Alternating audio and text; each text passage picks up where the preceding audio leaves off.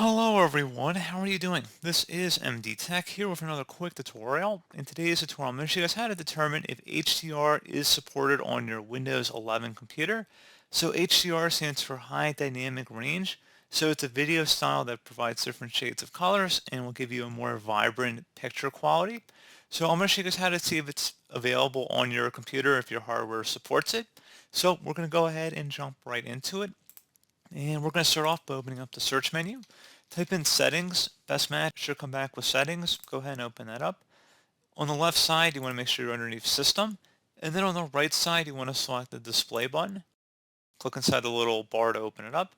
And then on the right side, if you scroll down, it should give you an option to enable it. On the right side, you want to go down where it says display capabilities and click on the drop down there. So if you see options here to turn it on and toggle them to the on position, you will. Otherwise, it will say not supported as it does in my case.